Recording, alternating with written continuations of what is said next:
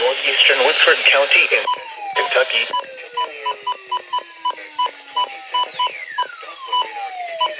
Storms producing heavy rain across the Warren area.